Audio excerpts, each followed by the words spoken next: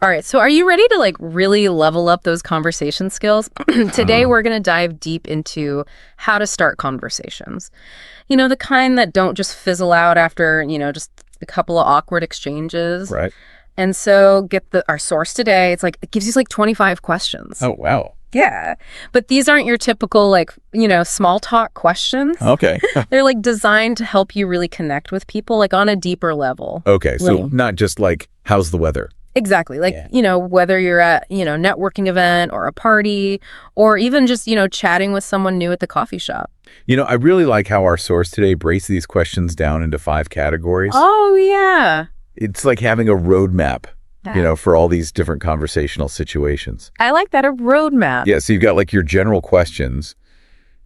Those are perfect for the initial icebreakers. Uh-huh. And then there are ones specifically for social settings, travel, and hobbies, work, or school, and even fun personal preferences. Okay, I totally get the whole categorization thing. Right. But how does asking someone about their favorite hobby actually lead to a deeper connection? Yeah. I mean, sometimes I feel like I'm just going through the motions with these kinds of questions. Oh, I totally hear you. Yeah. But think about it this way. Instead of asking a closed-ended question like, do you have any hobbies? Right. Which, you'll probably just get a yes or no. Yeah. You could ask something like, what project are you most excited about right now? Ooh. And suddenly you're not just asking about hobbies. Yeah. You're inviting them to share what they're passionate about. Oh. And that's where the magic happens. I like that it's shifting from a checklist to uncovering what makes someone tick. Yeah. And I guess the different categories help you tailor your approach depending on the situation, right? Exactly. So let's say you're at a networking event. Okay. You could try a question from the work or school category, what's the most interesting challenge you faced in your work recently? It's way more engaging than just asking, what do you do? What's funny is I actually tried that question at a networking event last week. Oh, yeah. And the person I was talking to, they totally lit up. They told me this whole story about a project they were working on. Oh, wow. And it turned into a really fascinating conversation. We even ended up exchanging contact info.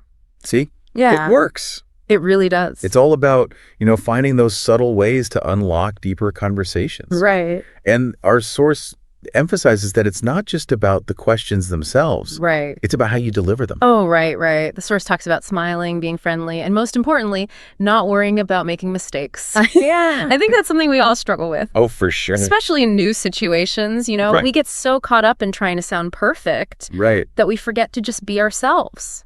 Yeah, I think that's such a crucial point. Mm-hmm. It's not about flawless execution. Yeah. It's about genuine connection. Right. People can tell when you're genuinely interested, even if you stumble over your words a bit. Yeah, I think you're right. Yeah. That's a good point. Mm-hmm. Yeah. It's like that saying, people might forget what you said, but they'll never forget how you made them feel. Right. I think that totally applies to conversations too. Absolutely. Yeah. It's all about creating a welcoming space, where people feel like they can open up. Yeah, for sure. And speaking of opening up, the source also talks about the power of open-ended questions. Mm-hmm. I'm kind of curious, do you have a favorite example from those 25 questions that really shows this? Let me think. Yeah. Oh, the one that pops into my mind is, what's your dream destination? Okay. It's from the travel and hobbies category. Yeah. But I think it goes way beyond just travel. It gets at people's hopes and dreams, their sense of adventure. I see what you mean. It can spark a conversation about what truly excites them. Oh, I see what you mean. It's not just about where they want to go on vacation. It's like a window into their inner world. Exactly. And you could adapt that to other areas too, right? Oh, yeah.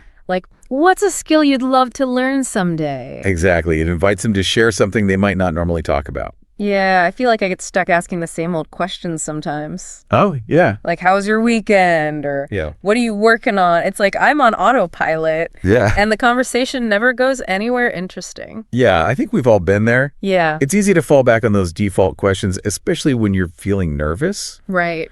But what I love about this source is that it gives you a way to break out of that rut. Yeah. To think more carefully about your questions and what you really want to learn about the other person. So true. It's not about memorizing a script or something. It's Right. about having a strategy. Exactly. Oh, and the source also mentions active listening. Yes. What does that mean to you, like when you're starting conversations? Well, for me, active listening is about being present. Okay. It's not just hearing their words, but truly absorbing, what they're saying, paying attention to their body language, and responding in a way that shows you're engaged.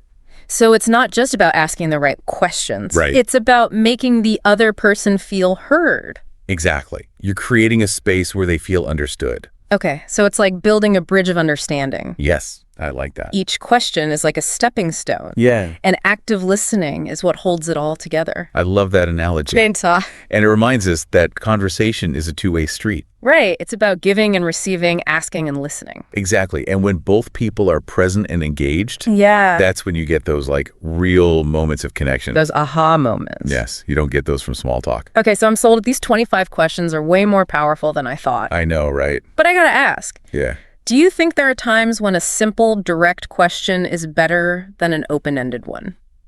That's a great question. Yeah. And you're right. There are times when a direct question is more appropriate. Okay. Like if you need a specific piece of information or you're trying to clarify something. Yeah. But generally speaking, when you're trying to build rapport, Right. open-ended questions are the way to go. Makes sense. You got to use the right tool for the job. Exactly. And sometimes it's about being playful with your questions, too. No, yeah. Don't be afraid to add a little humor, You know, the source has this question in the fun category that always cracks me up. Oh, yeah? It's, what's the most embarrassing song you secretly love? Oh, that's a good one. I know, right? It's guaranteed to get people laughing. And sharing stories. Yeah, it's a great way to break the ice. Exactly. It shows you don't take yourself too seriously. Right, because in the end, conversations are about connecting with other people. Yeah. And sometimes the best way to do that is to just let loose and have fun. Yeah. I love that. I feel like we've covered so much in this deep dive. I know, right? Like my whole view on how to start conversations has like totally shifted. It's pretty cool how something so simple, like asking the right questions, Right. can make such a big difference in how we connect with people. Totally. So as we wrap up here, Yeah. what are like the main takeaways you'd want our listeners to remember? Well, first of all, those categories. Yeah. Remember those having like a mental toolkit of questions for all those different situations? Yeah. That can really help you feel more confident. I like that. No matter what the conversation throws at you. It's like having a secret weapon for those moments, when you just go blank. Exactly. And don't forget about the magic of open-ended questions. Oh, right. Those are key to like really getting those deep conversations going, Yeah. It's about asking questions that get people to share their stories and their passions. Yes. Their unique perspectives. And of course, we can't forget about active listening. Well, that's so important. It's like the glue that holds it all together. Yeah, it lets you build those real connections. It's amazing how much we can learn about someone when we really listen to what they have to say. I know, it's true. So before we go, I want to leave you with something to think about. Okay. Think about the last time you had a really great conversation. The kind that you just felt so engaged in. Yeah. What made it so memorable? Was it a certain question? Or the way the other person listened? Yeah. When we think back on our own experiences, Right. we can learn even more about how to have amazing conversations. That's such a good point. We're always learning, We are. So go out there, experiment with these questions, and most importantly, have fun connecting with people. Happy conversing. All right. Ready to unlock some serious word power? Oh, yeah? We're taking a deep dive Absolutely. into 15 words Okay. that can make your English seriously sing. Think Shakespeare, but way less frilly collar, Right. Not stuffy. Yeah, exactly. Not pretentious at all. No, not at all. These are words that once you know them, Yeah. you can really use them to make your communication better, It's true. more interesting. So our source material is an article. It's called 15 Words for Outstanding English. Okay. But we're going to go deeper than that, right? Absolutely. We're going to figure out how to really use these words. So first up is perspicacious. They describe it as insightful, perceptive, like a detective cracking a case wide open. I like that. But what makes this more than just, Right. smart? Being smart. Yeah. Well, I think it's that ability to see what others miss. Okay. So a perspicacious person doesn't just gather the information, connect the dots, they really understand Right. the why behind the what. I see. So it's not just about noticing stuff. It's about... It's the insight, yeah. Uh-huh. Okay. Think about, a leader who can predict market trends or something. Ooh, or a friend. Yeah. Who just gives amazing advice. Yeah, like really on point advice. Wow, okay. Yeah. That's way more interesting than just being observant, like you said. Yeah, insightful is really the key here. The article gives the example. Her perspicacious comments during the meeting showed her deep understanding of the project. Okay. I mean, that sounds like someone who's about to get a promotion. That's right. Right. Exactly. And it's not just about business. Yeah. It's relevant in any field. I mean, for sure. A perspicacious historian can reframe our view of the past. A perspicacious artist picks up on those subtle emotions. I see. We might not even realize we're expressing. Yeah. It's really powerful stuff. Okay, all right. Now this next word, obfuscate. Ooh. Obfuscate. This one sounds a little more like villainous, right? True. Like a bad guy. A little bit sneaky. Yeah.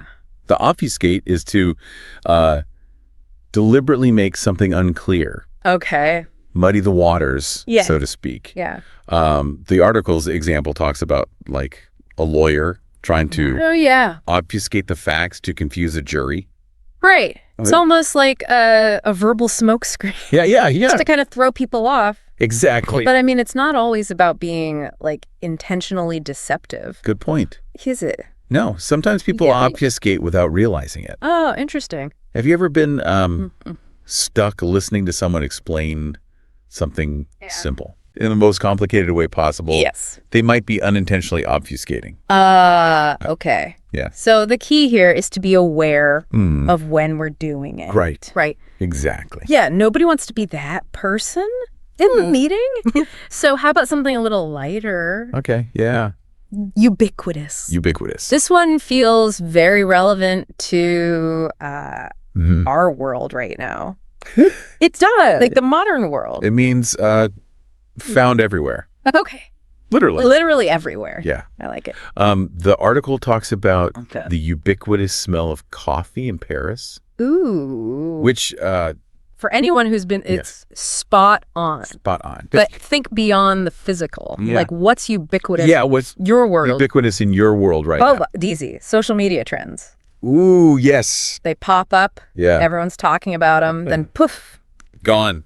Replaced by the next big thing. They're so fleeting. It's fascinating and exhausting all at once. Yes. Yes. I agree. Yeah. And that fleeting nature, that's key to understanding ephemeral. Yeah. Our next word. Okay. It's about things that are beautiful, but temporary. I like that. Like cherry blossoms in bloom. Beautiful. Or viral trends, as you said. Yeah, exactly. The article says the beauty of the cherry blossoms is ephemeral, lasting only a week. I know. It makes you realize, like, how precious those moments are. It's true. Like, you really have to be present, knowing it's not going to last forever. Absolutely. Yeah. And you can apply that to more than just tangible things.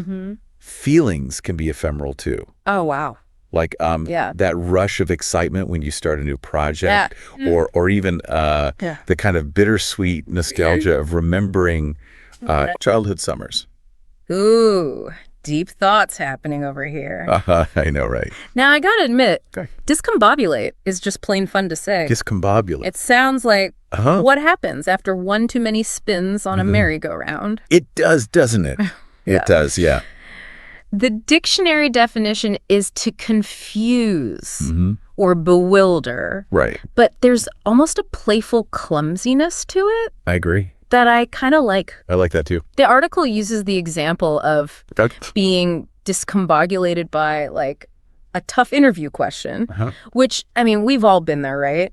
Oh, we've all been there. But wouldn't you say there's a difference between being discombobulated and being straight up panicked? Absolutely. Right. Yeah. Because discombobulation is more of a temporary state of like, what just happened? It's like your brain needs a moment to catch up. Yeah. So it's not always a bad thing. No, not at all. Sometimes a little discombobulation can be invigorating. Perhaps, yeah. Right. It can shake us out of our routine, force us to think differently. Oh, I like that. And that leads us perfectly into our next word. Okay. Which embodies this idea of surprise in a very positive way. Ooh. Okay. Serendipity. Ooh, serendipity. I love that word. It's a good one. It's like stumbling on a hidden treasure when you least expect it. You got it. The article talks about the serendipity of like finding a beautiful spot while hiking. Okay, yeah. But it can be so much more than that, right? It can, absolutely. Yeah. Serendipity is about those lucky coincidences that shape our lives in unexpected ways. Yeah. Meeting a future partner, discovering a new passion. Those moments where it feels like the universe is conspiring in your favor. Oh, I love that. Yeah. I think what makes serendipity so delightful is that we can't control it. Right. It just happens. Yeah. And we get to enjoy the ride. Exactly. Speaking of enjoying the ride, okay, let's talk about voracious. Ooh, voracious. It's a word often associated with reading. Right. But it applies to anything we approach with, like intense enthusiasm. That's right. The article gives the example of someone who's a voracious reader, finishing 3 books a week. Wow. I admire that kind of dedication. Yeah. But wouldn't you say voracious goes beyond just I think so. quantity? Absolutely. Right. It's about that hunger, that intense desire to consume and experience whatever it is you're passionate about. Yeah. Yeah, whether it's knowledge, travel. Right, or even, dare I say, podcasts. Maybe. Right. Podcasts. Now, wouldn't that be a compliment? That would to be known as a voracious listener. A voracious listener. Of the deep dive. Of the deep dive. That's what we want. That's right. Okay. So, speaking of aspirations. Yes. Let's talk about eloquent. Ooh, eloquent. Yeah. This word kind of embodies the ideal of expressing oneself beautifully and persuasively. The article uses the example of, like, a speech so eloquent it moves the audience to tears. Okay. But it's not just about grand gestures, right? Right. Can't everyday conversations be eloquent? They can. Of course, yeah. Yeah. Because eloquence isn't about flowery language or trying to sound smart. Right. It's about choosing your words carefully to convey your meaning with clarity and passion, maybe even a touch of poetry. Oh, I like that. Yeah. So it's about being intentional. It is. With our language, even in casual settings. Yeah, that's something I think we can all work on. We can all work on that. Right. Yeah. For sure. And as we become more eloquent, we open up new possibilities for connection, understanding. Yeah. Even, dare I say, a touch of magic. Ooh. In our everyday lives. I like where this is going. I know, right? And luckily, we have even more words to uncover. We do. Stay tuned. Yes. Because in the next part of our deep dive, we'll be exploring words that delve into the complexities of human nature. Okay. Emotions. Yeah. Maybe even a few paradoxes. Ooh, paradoxes. Along the way. I'm excited. So stick around. Welcome back to the deep dive. It's amazing. We're knee-deep in fascinating words here. I know, right? Exploring how they can help us communicate better. Absolutely. And now I'm ready to tackle some of these words that deal with, shall we say, less flattering aspects of human nature. All right, let's do it. Up first, we have sycophant. Ah, yes, the flatterer. The yes man, the person who praises insincerely to gain favor. Right. The article says a sycophant might tell you your new haircut looks great, even if they secretly think it's a disaster. Yeah, that's rough. I know. But isn't there a fine line between being polite and being a sycophant? Yeah. Like, what if I genuinely do like your new haircut? It's all about intention. Okay. A sincere compliment comes from a place of genuine appreciation. Right. Sycophancy is all about manipulation. Oh, okay. About saying what you think someone wants to hear to get something in return. So it's about being aware of those underlying motives. Exactly. Are we trying to build someone up, or are we just trying to butter them up? Exactly. Butter them up.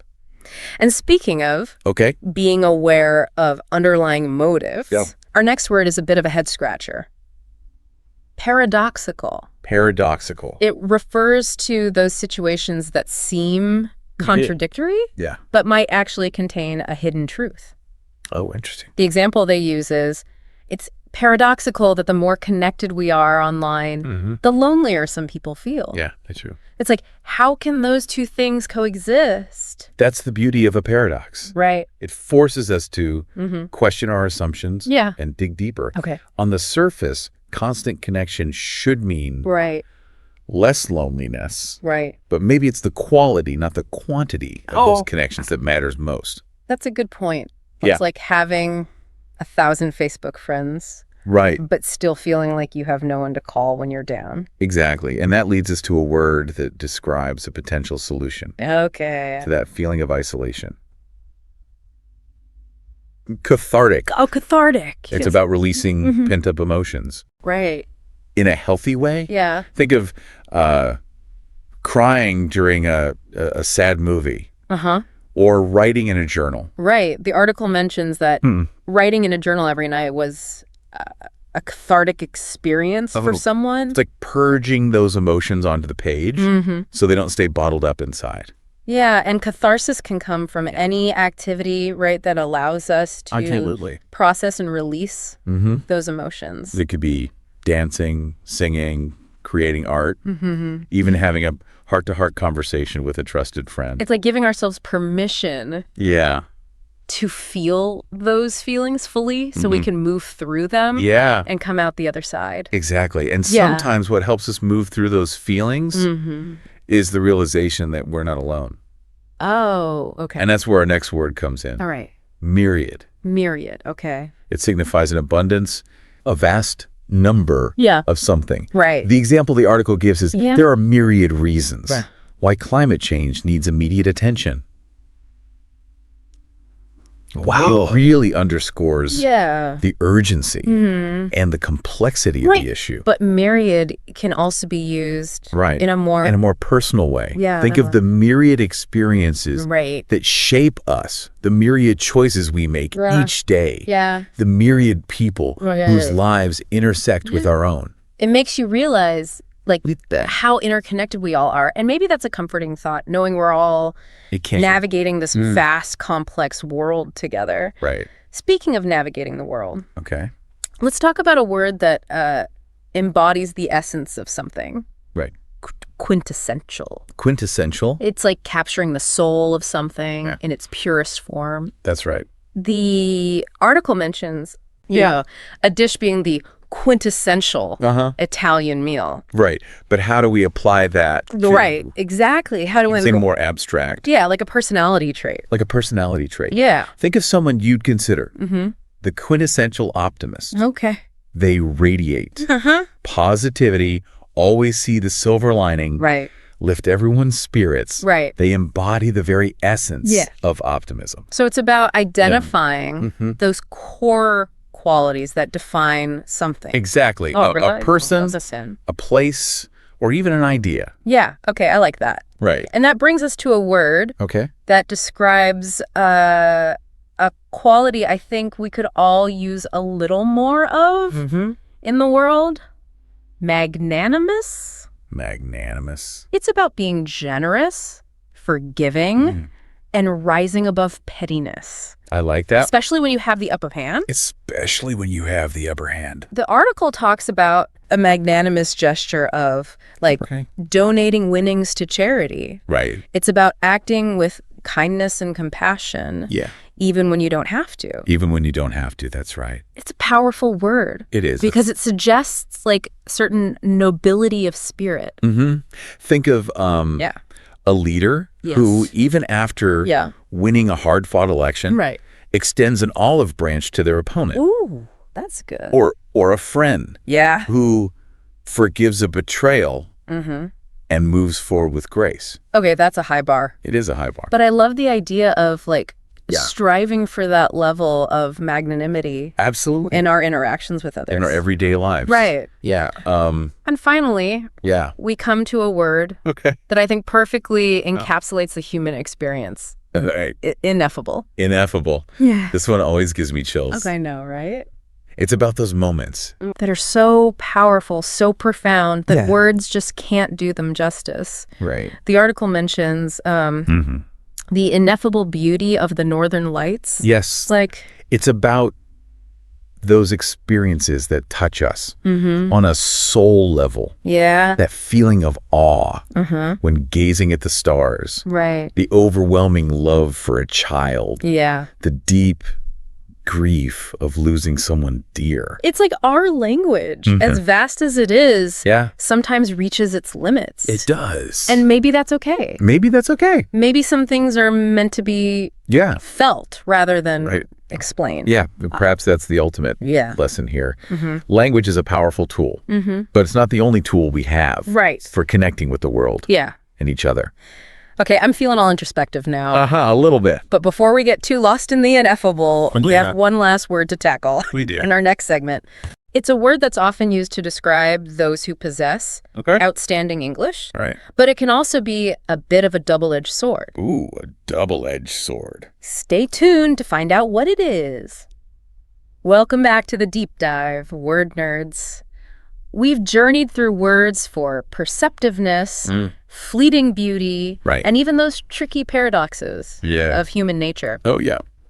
And now for our final word. Okay. We're tackling one that's often used to describe those who have, like, a mastery of language. Okay. Articulate. Articulate. It's a word that carries a certain weight, doesn't it? It does. To be articulate is to express oneself clearly and effectively, whether through spoken or written word. The article highlights how someone's articulate arguments can, like, sway a debate. Okay, yeah. But it also mentions that the word can be used to subtly reinforce societal biases. That's an important point to consider. Right. Who gets praised for being articulate? And who gets dismissed or overlooked? It's not always about who has the best ideas, but about who has the power and privilege to be heard. So while articulate can be a compliment, it's important to be aware of the context. The context. And the potential biases at play. Right, exactly. It's like we've been saying throughout this whole deep dive. Words have power. They do. And how we use them matters. And how we use them matters. It all comes back to that, doesn't it? Yeah.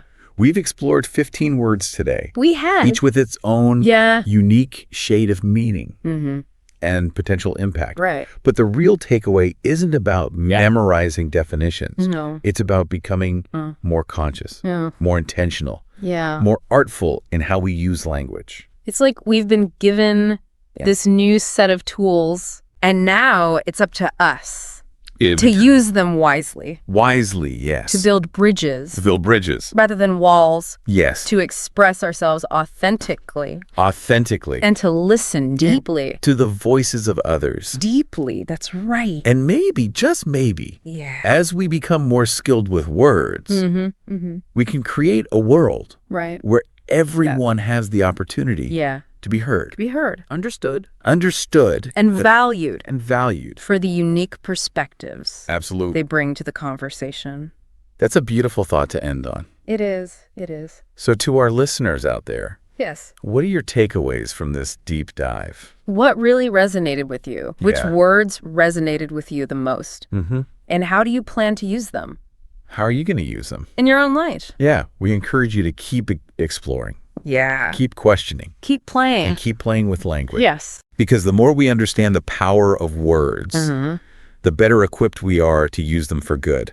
And who knows, maybe you'll even discover a few new favorite words. Some new favorites. Along the way. Along the way, hit us up on social media. Yes. Share your thoughts, your stories. Let us know. Your word nerd adventures. Yes, we want to hear it all.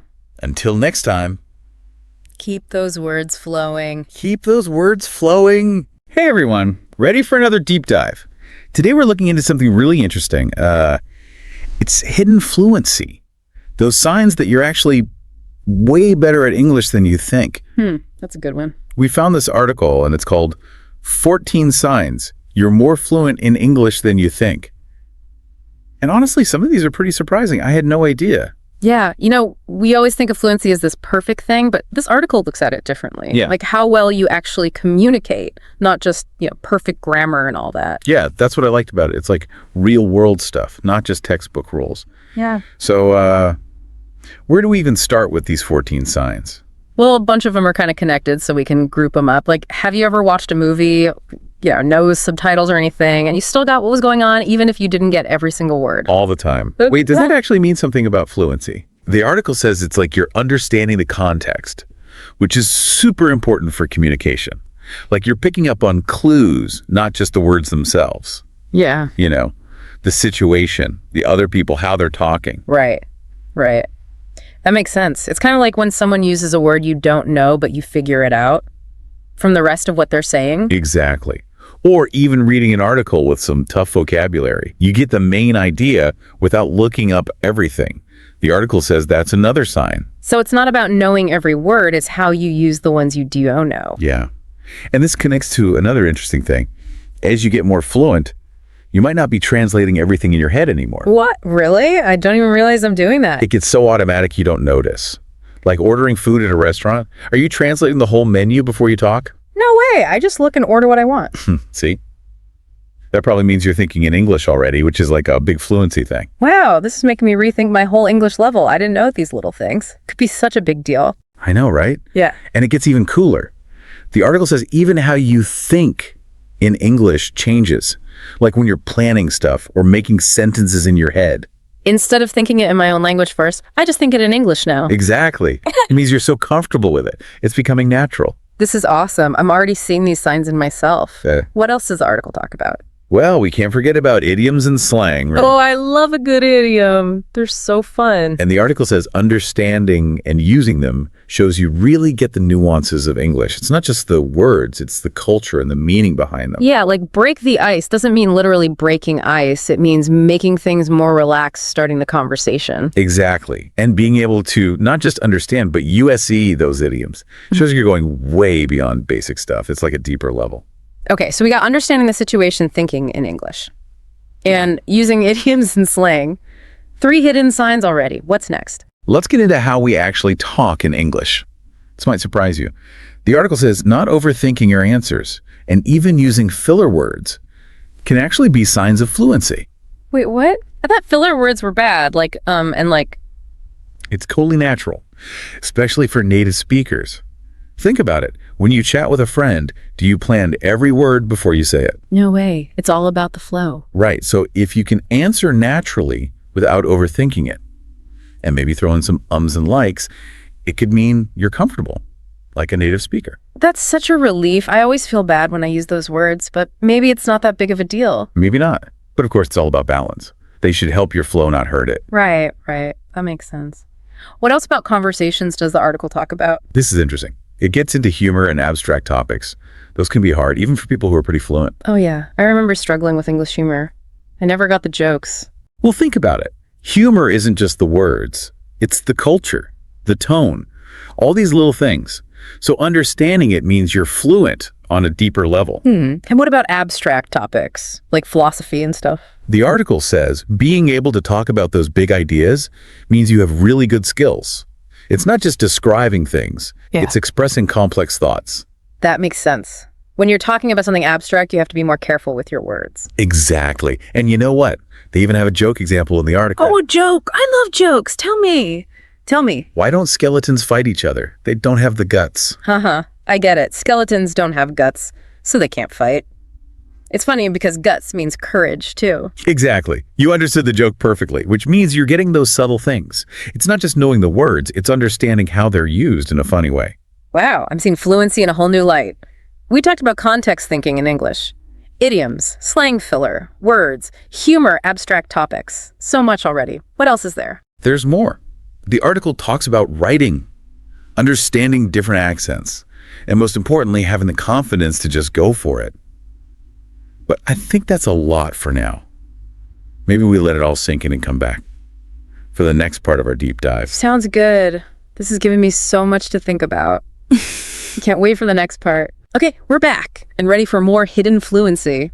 My mind is still blown from all those signs we talked about. Yeah, there's a lot more. We're going through this article. 14 signs you're more fluent in English than you think. And we've got some really cool stuff to cover still. Hit me with it. What else is there? Well, we were talking about communication, right? Like those moments when things get tricky. You mean like when you're trying to explain something and the other person just doesn't get it? Exactly. The article says even those situations can show how fluent you are. If you can handle misunderstandings without freaking out, that's a good sign. So it's not just about speaking perfectly, it's about knowing how to fix things when you need to. Yeah.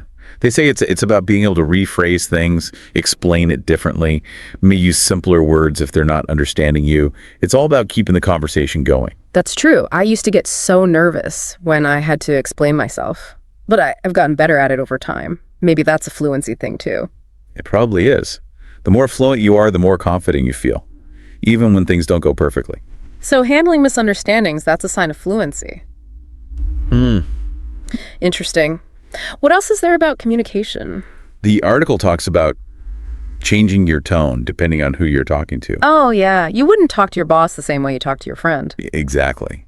Being able to change your tone, how you say things, your words, that shows you really get how to communicate in different situations. It's like reading the room and knowing how to act right. Yeah. It's being socially smart with the language. Yeah. They even give examples in the article, like how you would greet a friend versus how you would start a work meeting. It's crazy how those little things make such a difference. Okay, so far we've got understanding the situation, thinking in English, idioms, slang, talking naturally with those filler words, understanding humor, abstract topics, handling misunderstandings, and changing our tone. Did I miss anything? Wow, you got it all. We're making good progress through these 14 signs, but we're not done yet. The article also talks about writing in English, understanding different accents, and the most important thing, having the confidence to just use your English. Okay, let's talk writing. I think a lot of people get more nervous about writing than speaking. It feels so much more serious.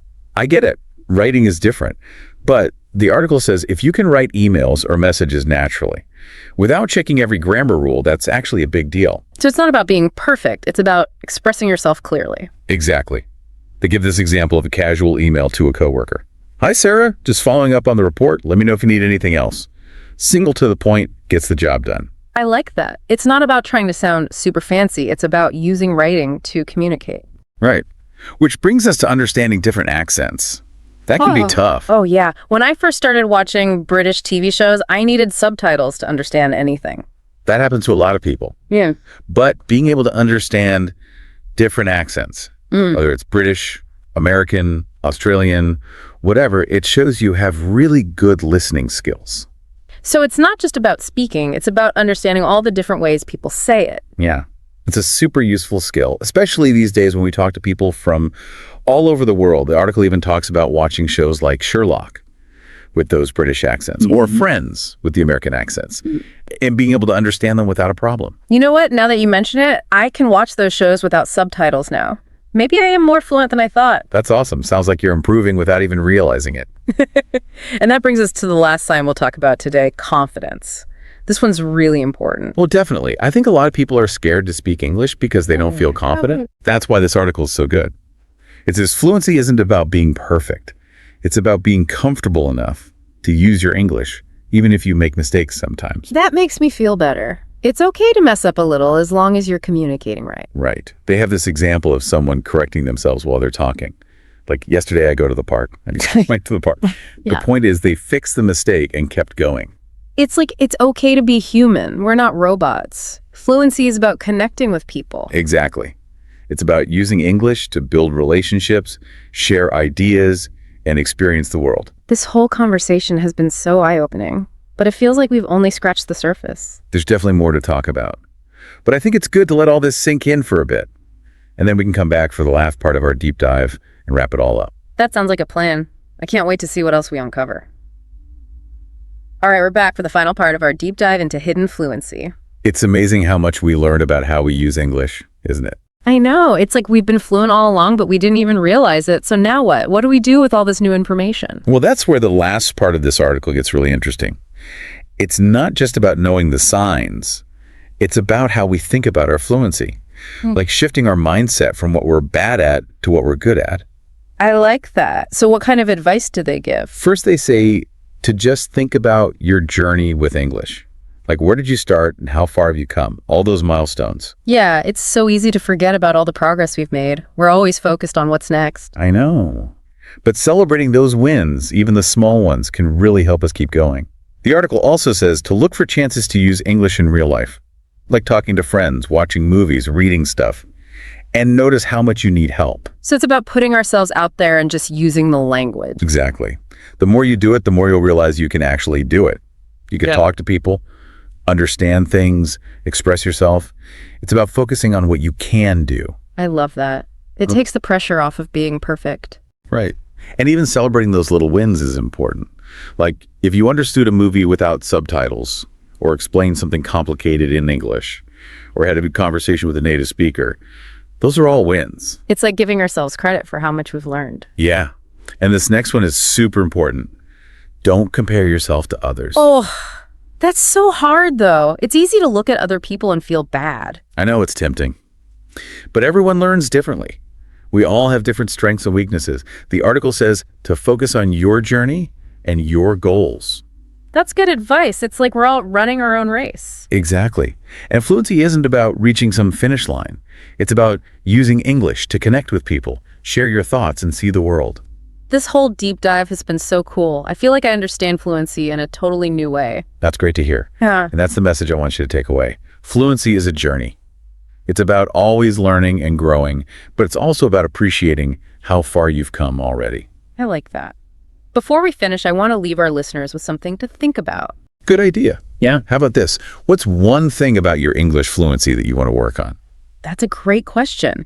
It makes people think about what they're good at and what they want to improve. Yeah. And there's no right or wrong answer. Maybe it's idioms or feeling more confident or understanding different accents. It's all about choosing your own path. So true. Well, that's it for our deep dive into hidden fluency. Thanks for joining us. We hope you learned something new about your own English skills. And remember, fluency is a journey, not a destination. Keep practicing and keep celebrating your wins. We'll see you next time for another deep dive. All right, so tonight we're going to be diving into a case. The missing necklace at the Grand Hotel. Ooh, a classic. Yeah. So picture this, the Diamond Gala.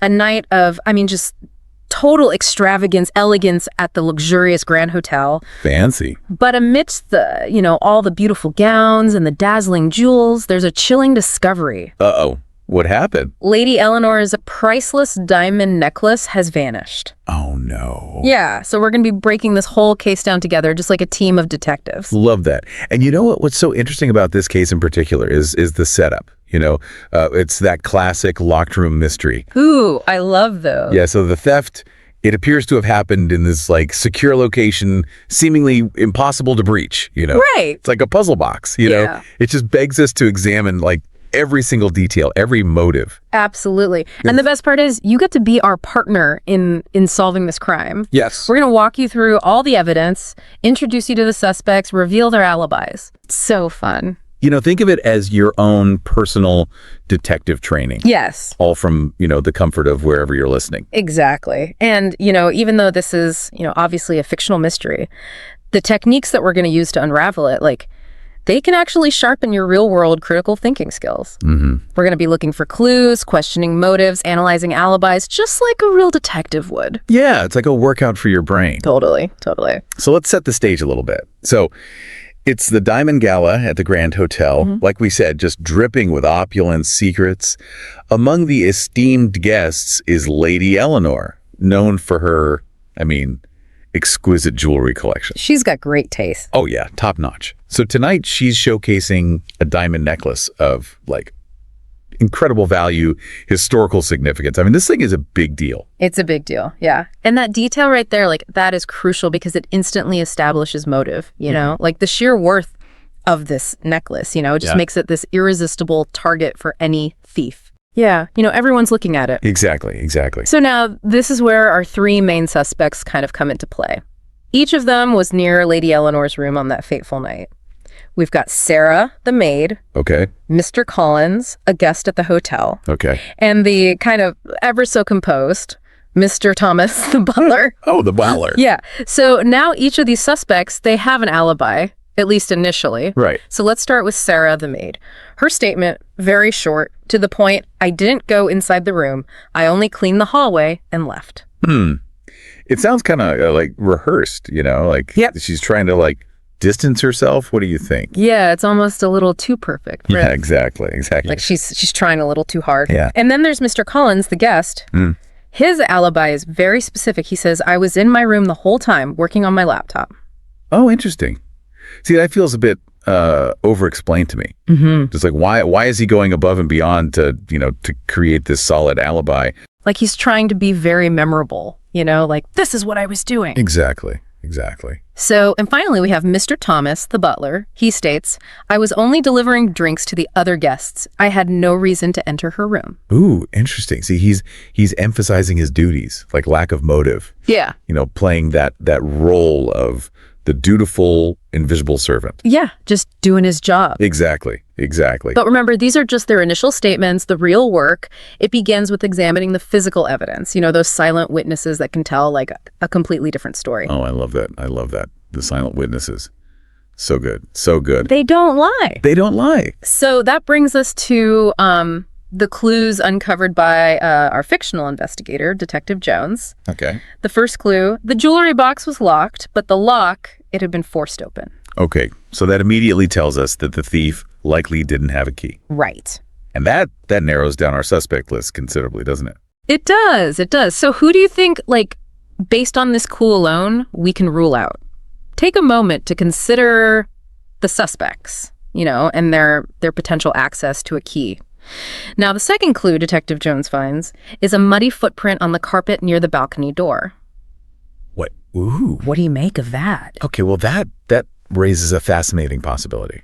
Could the thief have entered from, like, outside, using the balcony? Interesting. I mean, this throws a wrench into that whole locked room, aspect. It suggests maybe like a more daring, elaborate heist. It's getting exciting. It is. And finally, the third clue, a tiny scrap of red fabric snagged on the edge of the window. Ooh, what? Could this be from the thief's clothing? That's the question, right? I mean, it's such a seemingly like insignificant detail, but it could be crucial, Right. If we can like figure out where that came from, it could link us directly to the culprit. Absolutely. So, all right. So we've laid out the initial facts of the case. We've got our three suspects, each with their own alibi, and three pretty intriguing clues. A forced lock, a muddy footprint, and a, mysterious scrap of red fabric. So what are your initial thoughts? Do any of the suspect stories seem a little less convincing now? So we've got our clues, right? We've got our suspects. What happens next? What does Detective Jones do with all this information? Well, he does. Like any good detective, he doesn't just jump to conclusions. Right. He uses these clues to kind of guide his next round of questioning. Yeah. Carefully observing, the suspect's reactions, looking for those telltale signs of guilt, deception, So it's not just the words they're saying, but like how they say them. Exactly. Their body language, their tone of voice, like all that can be just as revealing as any physical evidence. Precisely. And this is where things like really get fascinating, Right. So remember Sarah, the maid, who gave that quick, almost rehearsed denial? So when she's questioned further, about the balcony, that muddy footprint, she becomes increasingly flustered, just vehemently denying ever being, near that area. That's interesting. It seems like the more Detective Jones presses her, the more defensive she gets. Right. Almost like she's trying way too hard to prove that she's innocent. Exactly. And then you have Mr. Collins, the guest, who, claimed to be engrossed in work. Right. When he's confronted with these clues, he becomes visibly agitated, like his carefully constructed alibi. It's just crumbling, like under pressure. Oh, wow. He insists, he heard nothing unusual that night. But I don't know, there's something about his nervousness, like it just betrays a very different story, you know what I mean? It's like he's trying to keep up this facade of calm, but underneath it all, you can just, sense the panic, the fear that maybe he's going to get caught. Yeah, exactly. So then there's Mr. Thomas, the butler. He, throughout this whole investigation, remains remarkably composed, almost, like aloof. He even offers an explanation for that red fabric, pointing out that his uniform could be a potential source. Wow. That's pretty clever, He's not denying the possibility, but he's like offering this plausible explanation. Yeah. Deflecting suspicion without directly like contradicting the evidence. It's subtle but very effective. It is. It plays perfectly into his role. Yeah. As that seemingly insignificant butler, like blending into the background, observing everything, but rarely drawing attention to himself. Yeah, just kind of part of the furniture almost. Exactly. So let's pause here for a moment. Let's analyze these reactions with the clues that we have. So we've got Sarah, whose denials are becoming more and more frantic. We've got Mr. Collins, whose nervousness is, you can practically like feel it. I know, right. And then there's Mr. Thomas, who, he just seems almost too calm, too prepared. Right. So if you were Detective Jones, what would stand out to you the most? Which reaction would pique your interest? That's the question. And remember, even the absence of a reaction, that can be a reaction in itself. Ooh, that's deep. I like that. This is where those detective skills come in handy. Reading between the lines, observing those subtle cues, piecing the puzzle together. And sometimes those most unassuming details can have like the greatest significance.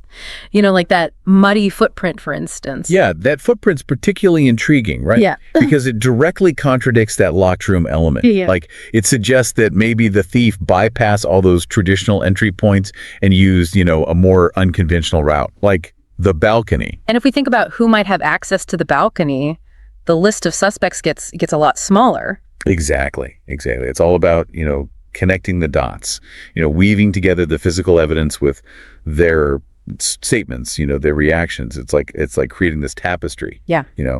With each thread representing a piece of the puzzle. I love that analogy. And as Detective Jones meticulously gathers those threads, like a clear picture starts to emerge. And that picture points to a suspect who, might have been hiding in plain sight all along. Okay, so we've analyzed all the clues, we dissected the alibis, scrutinized everybody's reactions. So now, for the moment of truth, who does Detective Jones actually accuse? Well, after carefully considering everything, all the evidence, Detective Jones, he makes this kind of surprising accusation. Okay. He points the finger not at the nervous guest or the flustered maid, but at Mr. Thomas. Wow, the butler. The seemingly unflappable Mr. Thomas, the butler. I gotta admit, even I did not see that coming. Really? Yeah, I was so focused on like those more obvious signs of guilt, I completely overlooked just like the quiet, calculated demeanor of Mr. Thomas. Yeah, that's exactly what makes this case so compelling. It reminds us that appearances can be deceiving and that the most unassuming person, can sometimes be the mastermind behind it all. So how does Mr. Thomas react when he's accused? Does he maintain his innocence, or does he finally crack under pressure? Surprisingly, Mr. Thomas, he confesses. Wow, really? He admits to meticulously planning and executing this whole theft, using his knowledge of the hotel, his position, everything to his advantage. He even reveals how he staged the scene to make it look like an outside job, planting that muddy footprint to mislead the investigation. So that red fabric, it really was from his uniform. It was. He was so clever in the way that he, offered that explanation. It was almost like he was daring Detective Jones to suspect him. Yeah, like a challenge almost. Exactly. He was playing on that classic butler did it trope, knowing that they often dismiss the butler as just a background character. It's just got him there, yeah. But in this case, the seemingly insignificant butler was actually the criminal mastermind. This case really highlights just how important it is to challenge our assumptions. To look beyond just the obvious. Who would have thought that the calmest, most collected person in the room would be the guilty one? It's such a valuable lesson, not just in solving mysteries, but in everyday life. Mm-hmm. Think about a time when you made a judgment based on first impressions or preconceived notions. Did you consider everything? Did you look at all the angles, or did you jump to conclusions? Yeah, it makes you realize how easily we can be swayed by our own biases, how important it is to just take a step back, really analyze the situation objectively and consider all the possibilities. Exactly. Just like Detective Jones, we need to be curious, observant, and willing to question, even our initial instincts. Mm-hmm. Sometimes the truth is hidden in plain sight, but it takes a discerning eye to see it.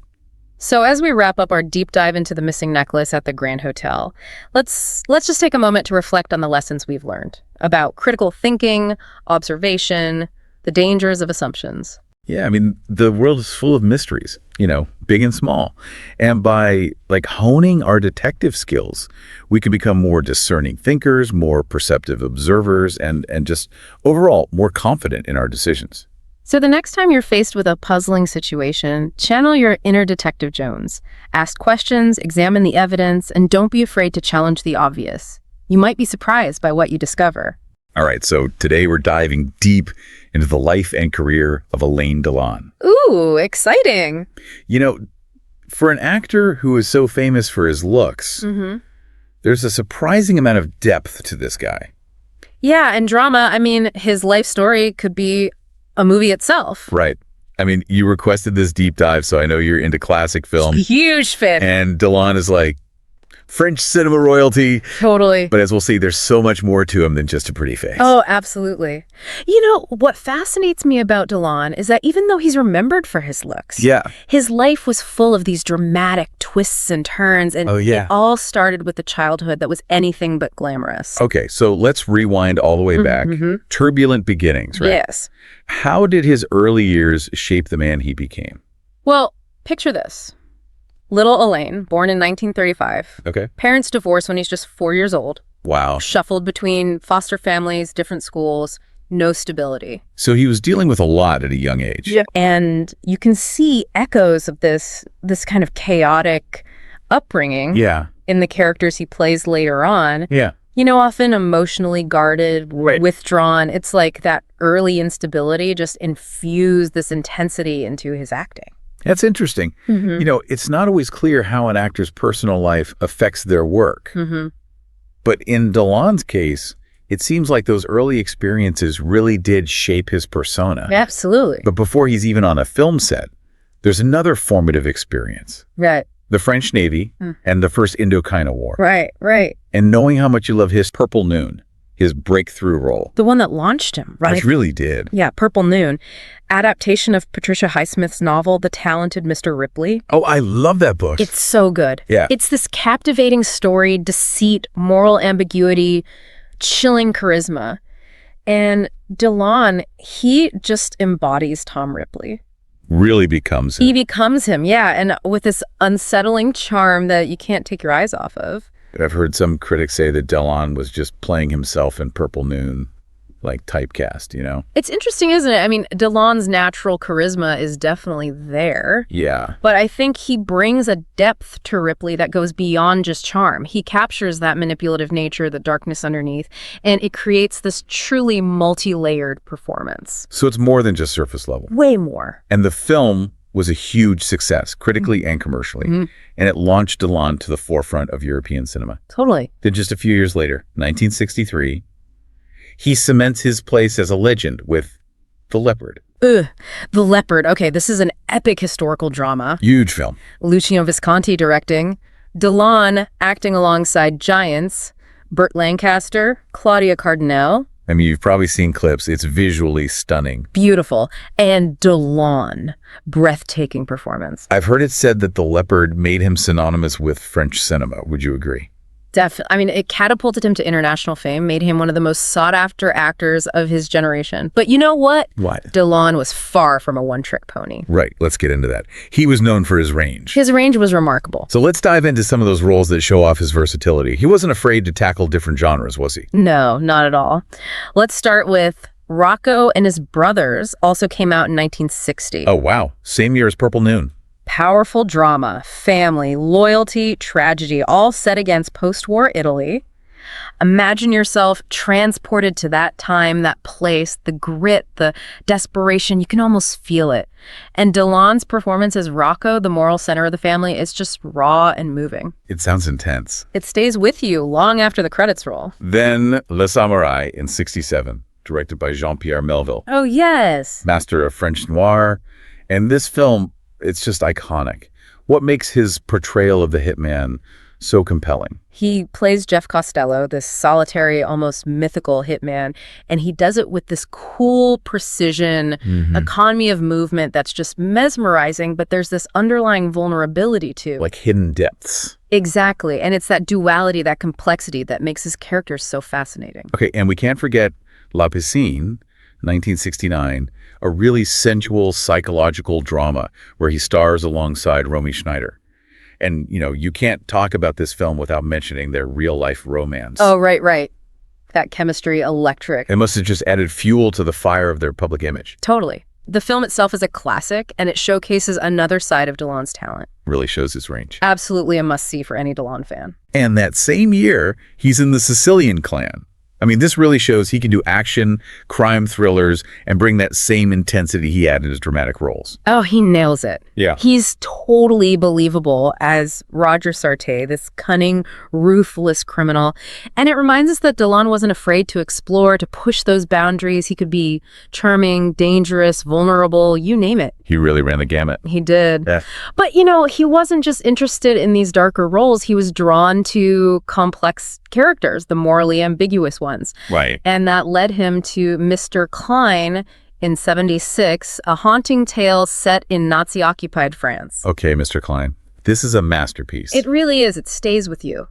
Delon plays Robert Klein, a man caught in this web of mistaken identity during a truly horrific period in history. John. And his performance, it captures that growing fear, the desperation. He's trying to prove his innocence. It's a really powerful story. Oh, and it earned him a Caesar Award for Best Actor. Well-deserved. So clearly Alain Delon was way more than just a pretty face. Oh, he was a dedicated artist who really crafted his roles with incredible depth. Absolutely. And his life off-screen, just as compelling. Filled with these passionate romances and this drive to build a legacy beyond acting. Okay, this is really interesting. It's fascinating. I think you'll really enjoy this next part. All right, we've covered a lot. Why don't we take a moment to absorb all that, and when we come back, we'll explore the man behind the mask, his personal life, his ventures beyond the world of cinema. I can't wait. Okay, so we've talked about Delon's rough childhood, his incredible rise to fame, and how versatile he was as an actor. But there's another piece to this puzzle, right? His personal life. I think you'll find this really interesting, especially with your interest in, the human side of these larger-than-life figures. It's definitely as dramatic as any of his movies. I mean, his romances were legendary, especially with Romy Schneider. Oh, Romy Schneider, what a story. Right. It totally captivated the public, intense passion, but also, heartbreak in the end. It's like a movie in itself. And I bet their on-screen chemistry, like in La Piscine, just added to the public fascination with their real-life relationship. Oh, for sure. I mean, it was a whirlwind, exhilarating highs and crushing lows. It's interesting, right, how often that kind of intense passion goes hand in hand with creative people. Yeah, and even though it ended, their relationship definitely left a mark on both of them. No doubt. And later, Delon married Natalie Delon, and they had a son, Anthony. Right. Another layer of intrigue in his already, fascinating personal life. They were this glamorous couple, but even that ended in divorce. Yeah. It really makes you think about how tough it is to keep relationships going under the spotlight, all that pressure. Always being watched. But here's what I find interesting. Despite all the ups and downs in his relationships, Delon always talked about how important family was to him. Yeah. It almost seems like a contradiction, right? Because his public image was always this lone wolf. It is. It's fascinating, right?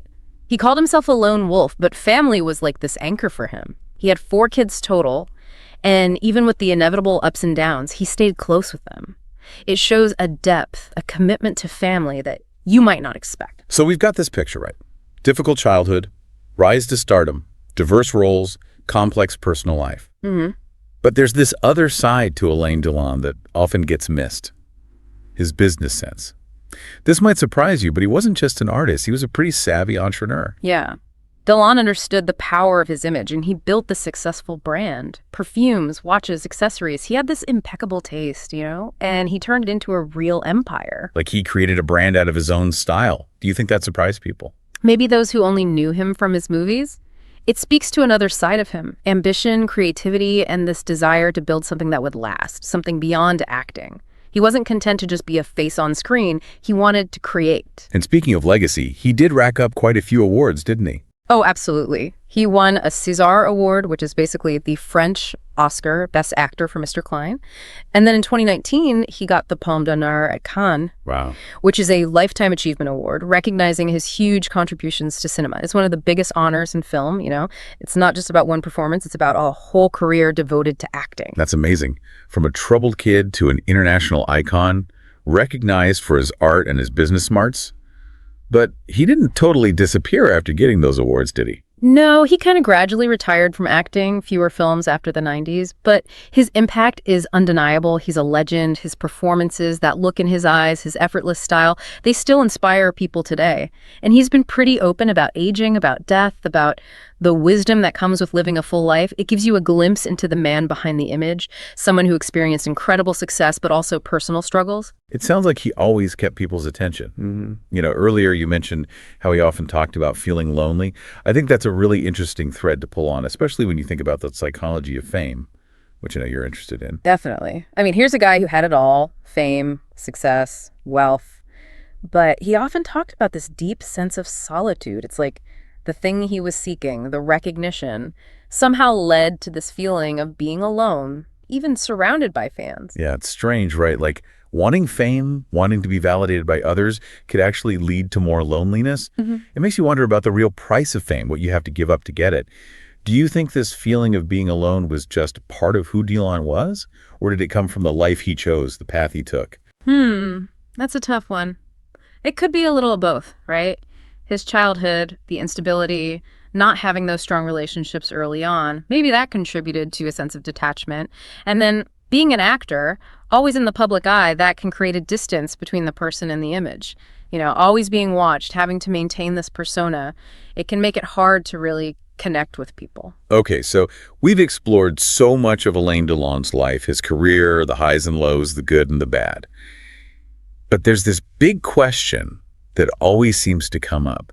And it's a question that Delon himself struggled with. Oh, totally. What does it all mean? Right. It's that thing, when you look at someone who's achieved so much fame, success, and you wonder, Like, what's the point of it all? Yeah. And for Delon, even with all the adoration, the wealth, he often talked about feeling alone. It's almost a paradox, right? It is. Like chasing fame and validation could lead to feeling more isolated. Exactly. It really makes you think about what you have to sacrifice for that kind of recognition. Yeah, the cost of it all. Do you think this loneliness was just part of Delon's personality, or was it a consequence of, the life he lived?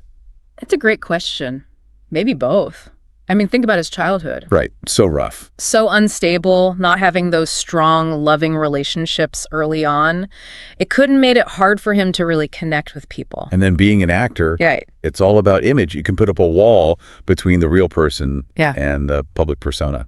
Totally. Constantly being watched, having to be on all the time. It makes it tough to just be yourself. So even with all the success, the talent, there can still be this inner turmoil, Absolutely. this search for something more. It makes those bigger-than-life figures more relatable, You start to see them as human beings, not just icons. Yeah, they have struggles too. Do you think when Delon talked about this feeling of loneliness, did it resonate with his audience? Oh, I think so. It made him vulnerable, Yeah. Like under that cool, handsome exterior, there was this fragility. It makes him more real. Exactly. It makes him more human, but it also kind of adds to the mystery. Right. It's complex. And I think it resonated because we all want to connect with others, to find meaning. It's a universal thing. We all want something that goes beyond the fleeting nature of fame, It brings us back to why we're having this conversation in the first place. Right. It's not just about the movies or the awards. It's about understanding who Alain Delon really was. The man behind the image. The complexities, the search for meaning. Yeah. As we wrap this up,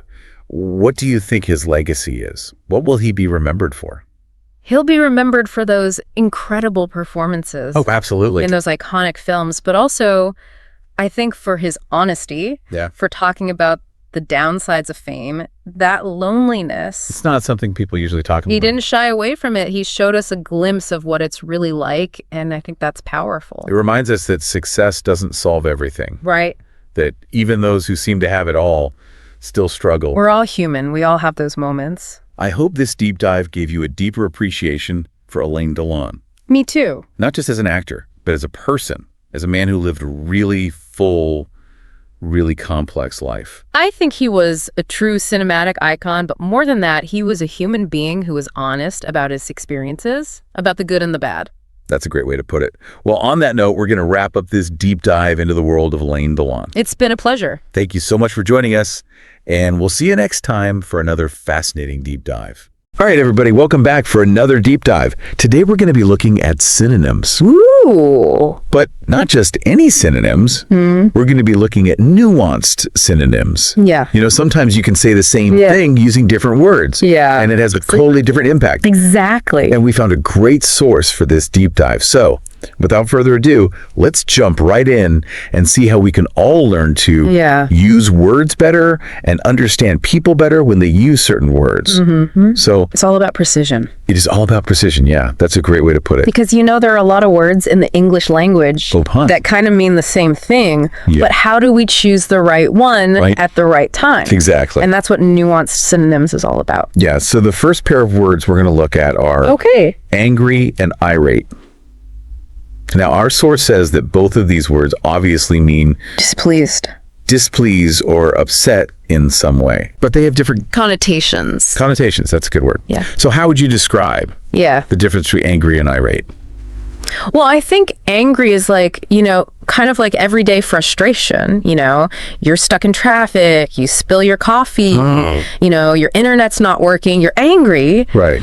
But irate suggests something more. It suggests a loss of control. Almost like a raging. Okay. Yeah. So it's like a much higher level of being upset. It is. You know what? Now that I think about it, I was actually once irate at a restaurant. Oh. They brought me the wrong order like 3 times in a row. Oh, no. And the third time, I think I actually said, "This is outrageous, I'm irate." Oh, wow. I don't think I've ever actually used that word in real life before. Well, clearly, they pushed you to your... They did. I was very hungry. To your limit. They pushed me to my limit. So I guess I was hangry. There's a whole other... Right, a whole other... synonym we could get into. Exactly. So I think this really illustrates how choosing the right word can really paint a picture for the listener. Yeah, absolutely. It also makes me think about how, you know, you were saying that it can make a difference if you're reading it too. So if, let's say, I'm reading a news article and it says, you know, the CEO was angry about the recent stock drop versus the CEO was irate about the recent stock drop. Right. I'm going to have a different image of that CEO in my mind. Exactly. You're going to be much more fearful of that CEO who's irate. Exactly. Because you think they might be making some irrational decisions based on their emotional state. Right. That's a really good point. So it's not just about how we use words, but also how we interpret the words that others use. Absolutely. And speaking of interpreting words, the next pair we're going to look at is persuade versus coerce. Ooh, that's a good one. Yeah. Because this has some serious implications. Yeah. So the basic definition is that both of these words involve getting someone to do something. Right. The method is very different. The method is very different. So what would you say is the core difference between... Okay. So persuasion is like appealing to someone's better angels. You know, you're appealing to their reason, their logic, their emotions. Oh, okay. You're trying to convince them that this is the right thing to do. Oh, okay. Or the best thing for them. So it's like you're giving them all the information and letting them... You're respecting their free will. Right, respecting their free will. Yeah, exactly. To come to a decision. Yeah. Okay, so what about coerce? Coercion is more about force. Force. It's about pressure, threats, manipulation. So you're not really giving them a choice. You're not giving them a choice. You're saying, do this or else. Ooh. All right. So there are definitely some ethical considerations here. Yeah. I can see how that... It can be pretty tricky. Yeah. And you know, it's interesting. Think about marketing. Right. A lot of marketing is about persuasion. Yeah. But some marketing can kind of edge into coercion. Oh, that's interesting. Where they make you feel like you have to have this product. Yeah.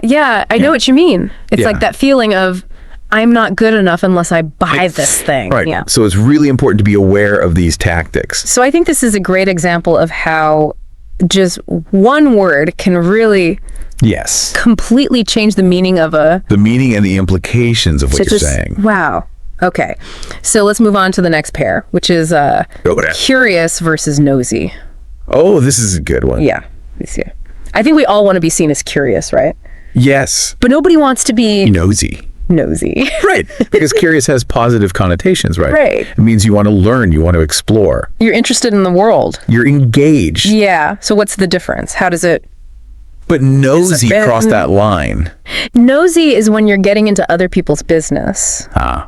You're crossing boundaries. Okay. It's like, so it's all about boundaries. it's all about boundaries. Like, you can be curious about someone's work and ask them questions about their work, but you wouldn't ask them about, like, their divorce.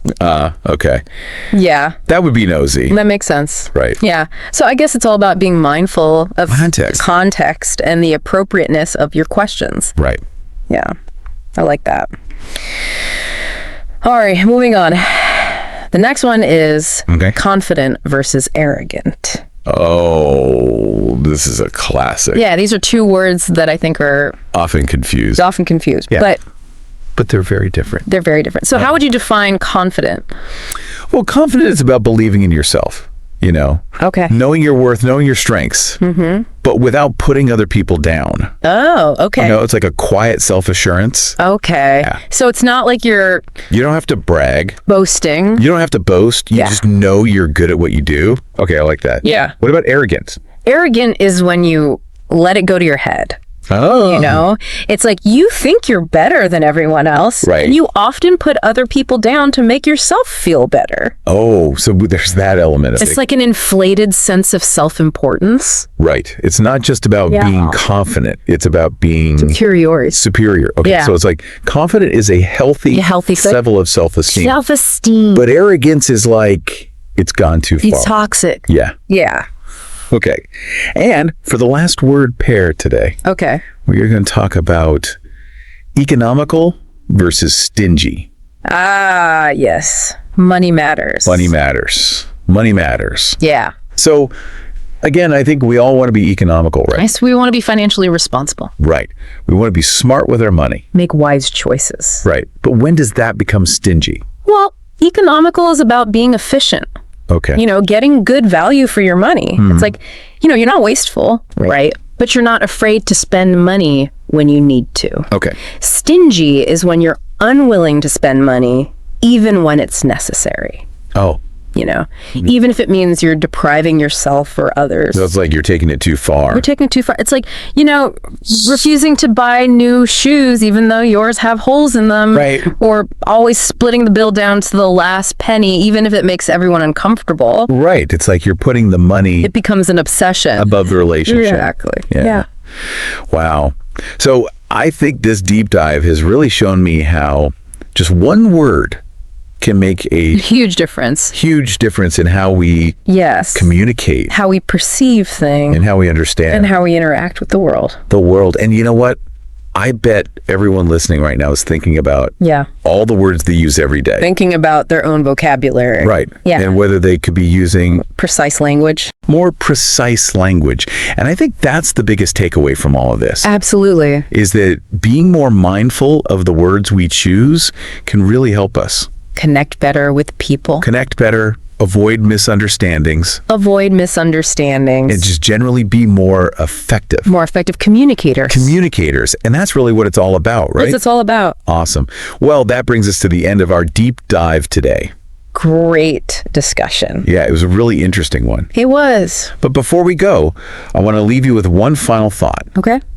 What are some other words that you use frequently? Ooh. And could you find more nuanced synonyms for them? That's a challenge for everyone. Yeah. So go out there, explore, and keep refining your vocabulary. Keep learning. All right, everyone. That's all for today. Bye. See you next time. See you later. Bye. Ready to unlock some secret code. A secret code? You mean like ciphers and enigma machines and all that? Not quite, though. It can feel that mysterious sometimes.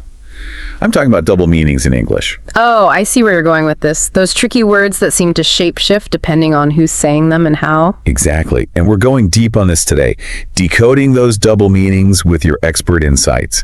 And we've got a fantastic source as our guide, Decoding Double Meanings, Mastering Context in English. Sounds intriguing. I always love exploring the hidden depths of language. Me too. And for anyone listening who's ever felt puzzled by a word that seemed to have multiple personalities, this deep dive is for you. We're going to equip you to navigate those tricky situations, where you're not quite sure which meaning of a word is intended. It's like learning a secret handshake, but for words. I love that analogy. It's like you're in the know, you've cracked the code. Exactly. And once you understand how double meanings work, you start to see them everywhere. So, ready to jump in? Absolutely. Let's decode these double meanings. Okay, so first things first, our source makes it clear. Some words in English can wear different hats, like they have multiple meanings depending on the situation. Right. Think of it like this. One word might be a master of disguise, playing different roles depending on the context. It's all about adaptability. Okay, I'm picturing a word in a trench coat and sunglasses, switching identities. Haha, exactly. But how do these words pull off these double duty acts? Well, one way is through literal versus figurative meanings. Ah, the classic duo. Explain that one for our listeners. Sure. A literal meaning is like the word's everyday outfit. It's the straightforward dictionary definition. Take the word date, for instance. In its literal sense, it refers to a specific day on the calendar. Got it. Like, mark your calendars, folks. The deep dive is happening on March 1st. Precisely. But then we have the figurative meaning, where words get to wear something a little more, shall we say, expressive. They take on a more imaginative, metaphorical sense. So in the case of date, its figurative outfit would be a romantic outing. Same word, completely different scenario. Now, date evokes images of candlelit dinners and maybe some awkward first date conversations. And that's where things can get tricky, right? Because how do we know which outfit the word is wearing at any given time? That's where context steps in, like a detective, to crack the case. The surrounding words, the situation, even the tone of voice, all these clues help us decipher the intended meaning. So our brains are constantly playing detective, sifting through these linguistic clues. And you know what? Speaking of words with multiple personalities, our source brought up a word that immediately made me think of my furry friend at home. Bark. Ah, yes, bark. A word that can really throw you for a loop if you're not careful. Exactly. Because on the one hand, it's that sharp sound our canine companions make, but then there's another type of bark entirely. Right. And this is a prime example of how a word can shapeshift depending on its part of speech, whether it's acting like a noun, a verb, or even an adjective. So we've got bark as a verb, the action of a dog, shall we say, voicing its opinion. You could put it that way. But then we have bark as a noun, referring to the tough outer layer of a tree. Two completely different meanings, but just one word. And I think it's fascinating how we effortlessly switch between these meanings without even realizing it most of the time. It really highlights the incredible processing power of the human brain, doesn't it? We're constantly analyzing language and context to make sense of things. It's like our brains are these amazing code-breaking machines. Absolutely. And you know what's even more interesting is that bark is just the tip of the iceberg. Our source compiled a list of 10 common words with these double meanings, and some of them are pretty surprising. Oh, I know what you mean. Some of them really caught me off guard. Should we take a look at a couple more from that list? I think our listeners would love to hear some examples. Let's do it. How about the word jam? Jam. Ooh, now I'm thinking about a delicious strawberry jam. Exactly. That's the noun form associated with delicious, fruity spreads. But jam can also be a verb, describing the act of being stuck or trapped. Oh, right. Like we're in a traffic jam or the printer's jammed again. Precisely. And isn't it interesting how one word can capture both something enjoyable, like a tasty treat, and something frustrating, like being stuck in traffic? It's amazing. Same word, completely different vibes. Any other words from the list that you think our listeners would find particularly interesting? Well, how about the word well? We use it all the time, but I bet most people don't realize it has a double meaning too. Good one. I'm curious. Break it down for us. Okay, so well can be a noun. And in this sense, it refers to a deep hole dug into the ground to access water. Like the villagers gathered around the well. Exactly. But well can also be an adverb describing how something is done. For example, she did well in the test. So we wouldn't say she dug a well in the test, though now that I say that out loud, it's kind of funny. You see, that's why context is key. It's like having a map to navigate these linguistic twists and turns. I love that. It's like context is our GPS, guiding us through the maze of double meanings. Precisely. The more we pay attention to context, the more effectively we can communicate and avoid those, shall we say, awkward mix-ups. Because nobody wants to accidentally compliment someone's well-digging skills when they were talking about their exam results. Exactly. So listeners, remember, context is your friend. It's the key to unlocking those double meanings and ensuring smooth communication. It's like having a secret decoder ring for the English language. I like that. Yeah. A secret decoder ring for understanding words in all their multifaceted glory. Well said. So as we wrap out this deep dive into double meanings, what's the biggest takeaway you'd like our listeners to remember? That English is full of surprises, and these double meanings, they're not just random quirks. They add richness and depth to the language. Absolutely. They invite us to think more deeply about the words we use and how we use them. And that brings up an interesting question. How many other words in our everyday conversations have these hidden meanings that we might be overlooking? It's a great question to ponder. Maybe it's time for all of us to put on our detective hats and start exploring. Indeed. You never know what linguistic treasures you might uncover. So to all our listeners out there, keep an ear out for those double meanings. You'll be amazed at how many you start noticing. Until next time, happy decoding. All right, so you guys want to learn about using stronger verbs in your English, huh? Well, you came to the right place. That's right. Today we're taking a deep dive into a book called Power Verbs, Transform Your English. And we're going to unpack how these little words, these verbs, can really make your communication more powerful. And, everyone always talks about strong verbs, but we're going to go a little deeper today. Right, yeah, beyond the basics. We're going to really explore why these verbs work the way they do. Exactly. And the cool thing about these power verbs is, well, they're not just about, giving information. They really create a more vivid experience for whoever's listening or reading. Gotcha. Okay, so give me an example. What makes them so powerful? What are we talking about here? So the book gives this example of using devour instead of eat. Okay. And when you say devour, it engages all your senses. You don't just understand that someone is eating, you can practically hear it. Oh. You can picture how enthusiastic they are, and you can almost taste the food. You really get pulled in. Yeah, exactly. It just pulls you right into that experience. Yeah. I was reading a book review the other day. It said, I devoured this book in one sitting. Right. And I was like, whoa, that must be one captivating book. Yeah. Made me want to read it right then. I bet, yeah. And it wouldn't have been the same if they had just said, I read the book quickly. Totally. Yeah. No, not the same at all. So it's not just about using a big fancy word. It's about picking the one that really gives that. Triggers a stronger reaction. Yeah, exactly. Stronger reaction. Like you said, yeah. Okay, so another example. Sure. So the source talks about the difference between she gave a speech and she delivered a speech. Okay, yeah. And it's a small change, but that's subtle. Delivered makes you think she's authoritative, that she's got a purpose. Right. And everyone heard her message. Oh, yeah, that's true. Yeah. I never really thought about it that way.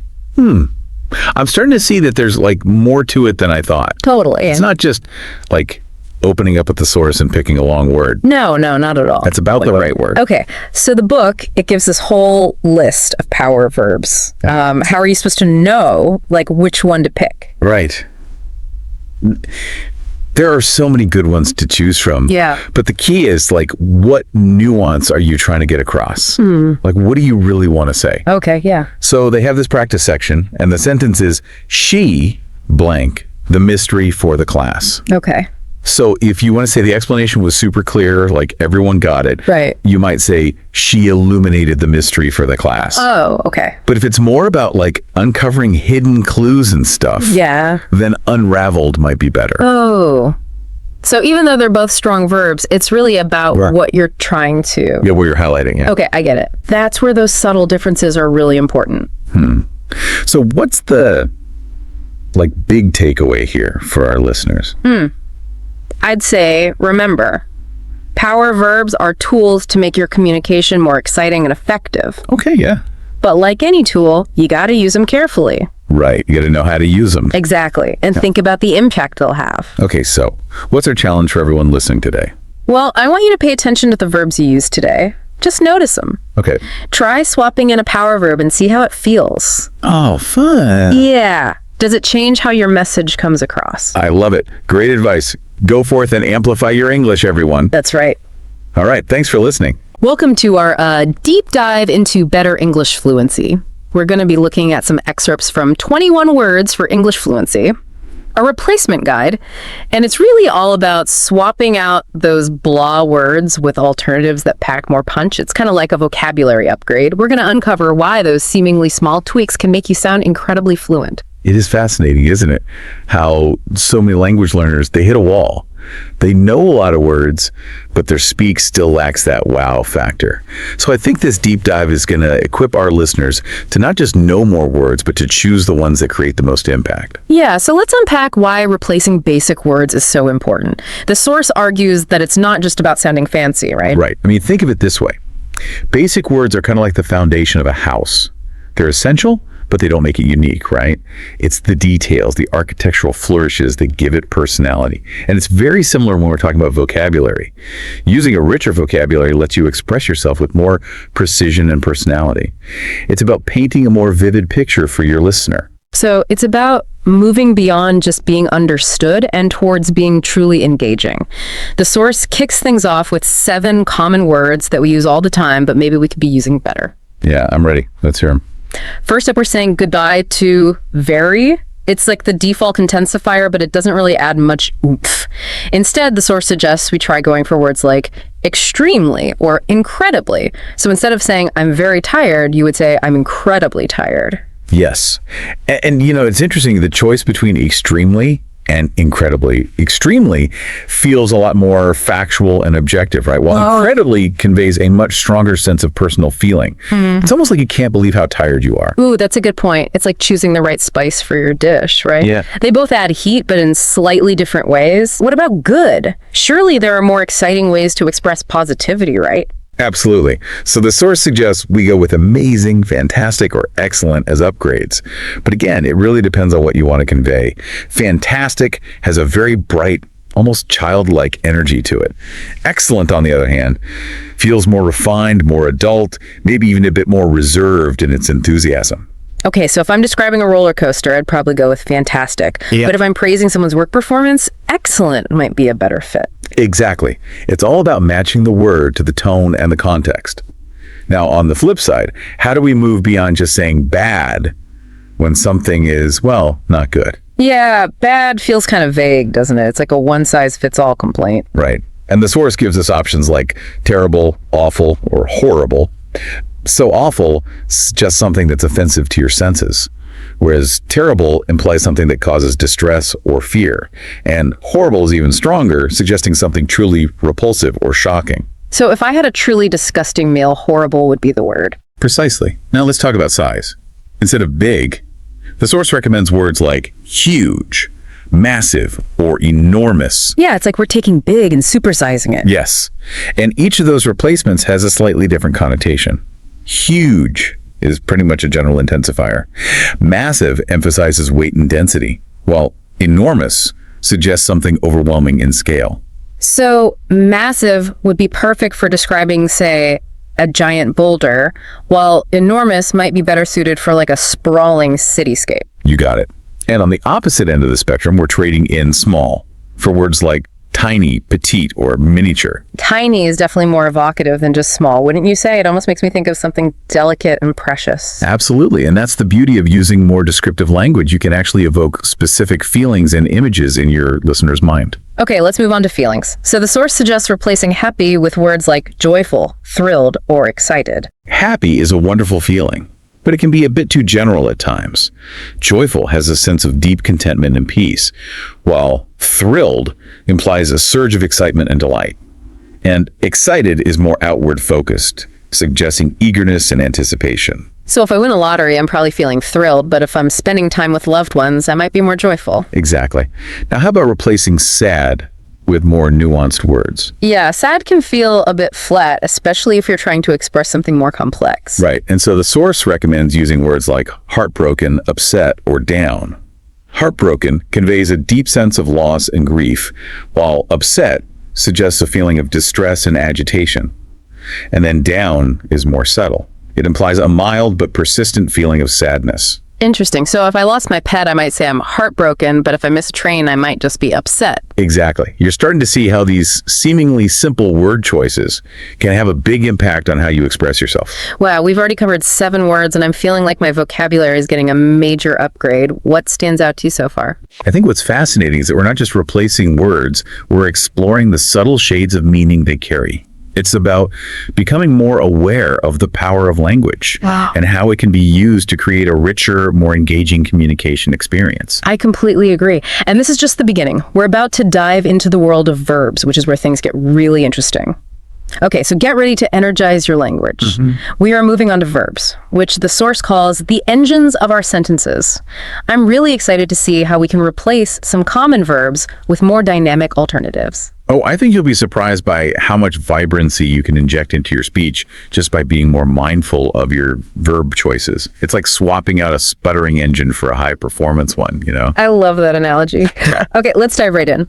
First up, we're going to be looking at replacing say, which feels pretty basic, right? Yeah, I mean, say is often the default verb that we use when we're reporting speech, but it can be a bit bland, you know. The source suggests alternatives like mention, state, or express, and each of these verbs adds a layer of nuance to how we convey information. So instead of saying he said he was busy, I could say he mentioned he was busy. Does that really make a difference? It does. Mention suggests that the information was shared sort of in passing, maybe as part of a larger conversation. State, on the other hand, implies a more formal or deliberate declaration of fact, and express highlights the speaker's feelings or opinions. Interesting. It's like choosing the right tool for the job, right? You wouldn't use a hammer to screw in a light bulb. Exactly. Now, what about get? It seems like we use that verb for almost everything. Yeah, I know, right? Get is definitely a workhorse in the English language, but it can be a bit vague. Absolutely. So the source recommends replacing get with more specific verbs like receive, obtain, or acquire. Okay, so receive implies a passive act of getting something that is given to you. Obtain suggests a more active effort to get something that you want. And then acquire often implies a sense of gaining possession of something valuable or rare. So if I was gifted a book, I'd say I received a book.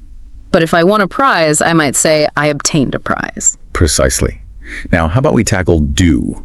It's another verb that we use constantly, but maybe there are more precise ways to express action. Do feels a bit like a placeholder, doesn't it? It's just filling a gap in the sentence. Yeah, and it can weaken your writing or your speech.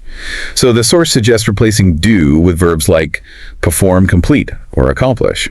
Perform implies carrying out a task with skill and precision, while complete emphasizes finishing something that was started. Accomplish suggests achieving a goal or overcoming an obstacle. So instead of saying I need to do my homework, I could say I need to complete my homework, which makes it sound more like a defined task with a clear endpoint. That's right. And it might even motivate you to actually get it done. Speaking of getting things done, what about make? It's another verb that seems to cover a wide range of actions. Right. The source suggests replacing make with verbs like create, develop, or produce. Create implies bringing something new into existence. Develop suggests a process of growth and refinement. And then produce often refers to creating something tangible or measurable. So if I'm baking a cake, I'd say I'm creating a cake. But if I'm working on a new business strategy, I'd say I'm developing a strategy. Exactly. It's about choosing verbs that actually reflect the specific nature of the action. Now, how about we get moving with go? Any suggestions for replacing this common verb? Go seems a bit too basic for our sophisticated tastes now, doesn't it? Indeed. The source recommends replacing go with verbs like travel, visit, or head to. Travel suggests a journey, often over a long distance. Visit implies a shorter trip with a specific purpose in mind. And head to is more informal, and it's often used to describe going somewhere specific. So if I'm planning a vacation, I'd say I'm traveling to Europe. But if I'm just going to the grocery store, I'd say I'm heading to the store. Exactly. Now let's talk about need, which often comes up when we're talking about requirements or obligations. Yeah, sometimes need can sound a bit whiny, don't you think? Like you're pleading for something? Yes, and it doesn't always convey a sense of urgency or importance. So the source suggests replacing need with stronger verbs like require or demand. Require implies a necessary condition or a prerequisite. Demand suggests a very insistent request or a non-negotiable requirement. Okay, so if I'm talking about a project deadline, I'd say the project requires more time. But if I'm talking about my rights, I might say I demand to be heard. Exactly. Now let's wrap up this section with think, which is another common verb that we use to express our thoughts and opinions. Think can feel a bit casual, though, especially if you're trying to sound more authoritative or thoughtful. You're right. And so the source suggests replacing think with more deliberate verbs like consider, or reflect on. Consider implies weighing different options or perspectives. Reflect on suggests a deeper level of contemplation and analysis. So instead of saying, I think this is a good idea, I might say, I've considered all the options and I believe this is the best approach. Exactly. You're demonstrating a more thoughtful and analytical approach to your decision-making.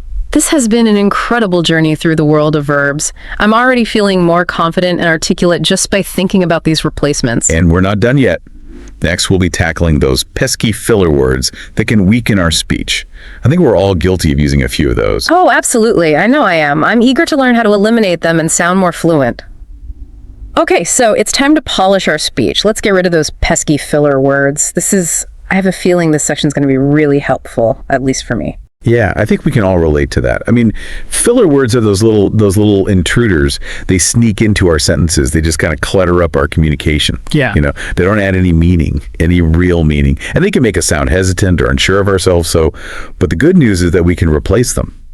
With either more powerful pauses or just more meaningful expressions. I am so ready for a filler-free upgrade. So what's the first offender on our list? Well, one of the most common culprits is like. And we often use it as a crutch, when we're trying to gather our thoughts or when we want to express some uncertainty. So instead of saying, I was really surprised, try pausing for a moment. You just say, I was really surprised. It just sounds so much more confident and direct. Yeah, it's amazing how just a small change can make such a big difference. So what other fillers should we be mindful of? Well, stuff is another word that can weaken our communication. It's just so vague. Instead of saying, I have a lot of stuff to do, try to be more specific. You could say, I have many tasks to complete, or I have a long list of errands to run. It's like we're decluttering our language, right? Replacing those fuzzy words with clear and concise alternatives. What about thing? I feel like I use that one all the time when I can't think of the right word. Oh, we've all been there. Yeah. But instead of relying on thing, just try to find a more descriptive noun. For example, instead of saying, can you pass me that thing? You could say, can you pass me the remote? Or can you hand me the book? Right. It's all about being more intentional with our word choices, isn't it? So what about really? It seems like we use that one to emphasize almost everything. Right. Really is an intensifier, but it can lose its power when it's overused. The source suggests replacing it with stronger adverbs like truly, absolutely, or completely. So instead of saying, I really enjoyed the movie, you could say, I absolutely love the movie, which just conveys a much stronger sense of enthusiasm. I'm starting to see a pattern here. We're replacing those weak, generic words with alternatives that are much more precise, much more impactful. So what about okay and just? Those seem to pop up in my conversations all the time. Well, okay can be a really useful word, for expressing agreement or acknowledging something. But it can also become a filler word if we just use it too often. So instead of saying, okay, I'll do it later, you could try, sure, I'll take care of it later, or no problem, I'll get to it soon. And what about just? It's like a little verbal tick that just sneaks into my sentences. Yeah, just is often used to sort of downplay something or to make it seem less important. But sometimes we actually want to convey a sense of importance or urgency. So instead of saying, I just need a few minutes, you could say, I need a few minutes of your time, or I only need a few minutes. It's amazing how those small tweaks in word choice can really shift the entire tone of the sentence. So any other fillers that we need to address before we wrap up? Yes, let's talk about the phrase a lot. It's another one of those vague expressions that can weaken our communication. So instead of saying, I have a lot of work to do, try using more descriptive quantifiers, like a great deal of, or a significant amount of, or even a mountain of if you're feeling overwhelmed. This has been an amazing deep dive. I think I can speak for both of us when I say I'm realizing that becoming more fluent isn't just about, learning more words. It's also about choosing the right words and using them effectively. I completely agree. It's about being mindful of the words we use and how they impact our listeners. So, by replacing common words with stronger, more nuanced alternatives, we can express ourselves with greater clarity, confidence, and impact. And to our listener, we really encourage you to take what you've learned today and start experimenting with these word replacements in your own conversations. Just pay attention to how they make you feel and how others respond to you. Yeah. And as you continue on your journey of language learning, just remember that fluency is an ongoing process. The more you practice using a richer vocabulary, the more natural it will become. And who knows, you might even inspire others to upgrade their language as well. That's a fantastic point. Thanks for joining us on this deep dive into the power of words. And until next time, keep those vocabularies expanding. Okay, so get this. Today we're looking at how to boost your English fluency with just 19 words. Wow. Yeah. Crazy, right? Sounds too good to be true, but that's what this whole deep dive is about. Yeah. We're going to look at the source material. It's like a crash course for English fluency. Just 19 words. You know, it's interesting because a lot of people think that to be fluent, you have to know tons of words. Right. But this is like the opposite. It's about using the right words at the right time. Oh, I like that. Like having a toolbox. Exactly. With just the tools you need. Yeah. So where do we even start with this? There's like all these different categories in the source material. Well, the first one that comes to mind is transition words. Okay, transition words. You know those little words that connect your ideas? Like however and therefore. Exactly. Those are great examples. Yeah, we use those all the time. Yeah, but they're so important. Yeah, I never really thought about why they're important. Well, think about it this way. Okay. If you were listening to someone and they just jumped from one idea to the next without any transitions, It'd be so jarring. that sounds so spread. Where are you going with this? Yeah. So transitions help everything flow. And when you use them well, you sound more organized, more articulate. Right, because you're guiding the listener. Exactly. You're not just throwing random ideas out there. It's like you're saying, hey, stick with me here. I'm taking you somewhere. Okay, that makes sense. So those little words really make a difference. They do. Now, I want to talk about something that I struggle with. Okay. It's those power verbs Yeah. and clarity adjectives. Like, why say something is good Right. when you could say it's compelling? Exactly. Or insightful. Yes. Think about a time when you were just captivated by something. What words would you use to describe it? Exactly. You want to use words that paint a picture. Okay. And strong verbs do that. So instead of saying, I made a new strategy, you say, I implemented a new strategy. Exactly. So that's much stronger. Oh, it sounds so much better. Right. But sometimes I just don't have those words at my fingertips. Right. I know what I want to say, but Yeah, it can be tough. yeah. But that's the beauty of this 19-word thing. You don't have to learn a million words. Yeah. Just focus on these key ones. So quality over quantity. Exactly. And it's not about trying to sound super smart. Right. It's about being clear and effective. For example, if you're sending a professional email Yeah. and there's a problem, instead of saying, this is bad, Oh, right. you could say, this presents a challenge. Okay, so you're still acknowledging the problem. Right. But in a more professional way. Exactly. Okay, I like that. Okay, now for the one that always trips me up. Oh, tell me. Affect versus effect. Oh, classical. I swear, I still mix these up. Don't worry, you're not alone. Even native speakers mess these up. Oh, thank goodness. But it's so important to get them right. Yeah, if you're giving a presentation or something, Right. it can undermine your whole message. Exactly. So how do we finally conquer this? Okay, so remember this. Affect is usually a verb, Other. meaning to influence. Okay. And effect is usually a noun, meaning the result. Okay. So the weather affected my mood. It influenced how you felt. Right. And the effect of the weather was that I stayed inside. That was the outcome. Yeah. Exactly. Oh, okay. That makes a lot more sense now. Good. So we've got our transition words, our power verbs and adjectives, and we've tackled those tricky word pairs.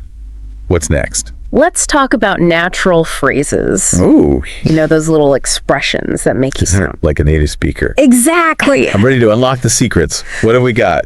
Well, the source material mentions things like out of the blue, hit the nail on the head, think outside the box. Okay, so I actually use those. Yeah. But I never thought about how they might sound Yeah. to someone learning English. Right. Because for native speakers, they just come naturally. Right. But they add so much personality to your language. Instead of just stating facts. Exactly. You're adding flavor. Right. It's like adding spices to a dish. I love that analogy. So the other day, I was telling my friend how I saw someone I hadn't seen in years. And I said, I ran into him out of the blue. Yeah. It just felt more natural than saying, I saw him unexpectedly. Yeah, those natural phrases, they just add another level. They do. I'm definitely going to pay more attention to those. Good. And try to use them more. Yeah. It's amazing how these small tweaks can really make a difference. That's what this whole 19-word approach is about. Yeah. Giving you the tools to communicate better. So we've got our transitions, our power verbs, tricky pairs, natural phrases. What's the final tool in our fluency toolbox? Let's talk about those advanced nouns. Oh, okay. You know, words like dilemma, momentum, consensus. Yeah, those are the ones that make you sound really smart. They do. But I'll be honest, I sometimes get a little intimidated by them. Yeah. Like I'll be in a conversation and think, oof, there's a better word for this. Right. But I just can't think of it. I totally understand. Yeah. It's normal to feel that way. Okay. Because we don't use those words every day. Right. But when you do use them, Yeah. it shows a deeper understanding of the language. Like you're saying, hey, I know what I'm talking about. Exactly. I like that. Okay, challenge accepted. I'm going to try to use those more. Good. Maybe I'll impress myself. I think you will. And remember, it's not about sounding smarter than everyone. Right. It's about using language effectively. Okay, so we've explored all these categories of these 19 words. But how do we actually put this into practice? The source material does mention some practice tips. It does. It talks about the importance of practice. Right, because it's not enough to just know the words. Exactly. You have to use them. You have to actually use them. Yes. And one tip is to start small. Okay. Don't try to use all 19 words at once. Right, that would be overwhelming. It would be. So just focus on one or two at a time. That's a great point. It's like breaking it down into smaller steps Exactly. so it feels less daunting. And remember, fluency is a journey. Not a destination. Right. So be patient with yourself and celebrate your progress. Okay, I love that. It even says, like, try to use just one new word a day. Oh, wow. Like, imagine you could add 365 new words to your vocabulary in a year. That's amazing. That would totally change the game. Right. And doesn't even sound that hard. No. I could definitely use one new word a day. Yeah. It's like a fun little challenge. It is. It's all about that momentum, you know? Yeah, those little wins. Exactly. It keeps you going. And it makes it feel less overwhelming. Totally. Like this whole less is more idea. Yeah. Focus on the essentials, Right. master those, and then you'll sound more fluent. Exactly. It's about being intentional. Right. Yeah. Choosing the words that really matter. You know, we've all had those moments where someone says just the right thing Yes. and it just hits you. It's powerful, right? It is. Like it makes you think or feel something. Exactly. And that's the power of choosing your words carefully. It is. You know, there's that famous quote. It's like, I would have written a shorter letter, but I didn't have the time. That's so true. Right. Because being concise, Yeah, it actually takes more effort, it does. but it's worth it. Yeah, it's the difference between just speaking and really communicating. Exactly. Think about a speech that's moved you. It's probably not full of like jargon or super complicated words. Right. It's simple but powerful. Yeah. The words resonate with you. They do. It's like Like what? it's like a chef who uses just a few high quality ingredients Okay. Yeah. but creates an amazing dish. Oh, I like that. Yeah, they're not trying to like overwhelm you with flavors. Right. It's all carefully selected. So if we apply that to language, Yeah. it's about being mindful of how we combine words. Get our message across. Exactly. It's like the grammar of fluency. It is. It's not just knowing the words. It's Yeah. how you put them together. Yeah, the structure, the tone, the emphasis. Look at that. You know, as we're talking, I'm realizing fluency isn't just about sounding native. No. It's about connecting with people. Exactly. It's like building bridges. Yeah, between minds and heart. When you can express yourself clearly, Yeah. it opens up so many possibilities. I mean, you're free to share your ideas, your stories, Yeah.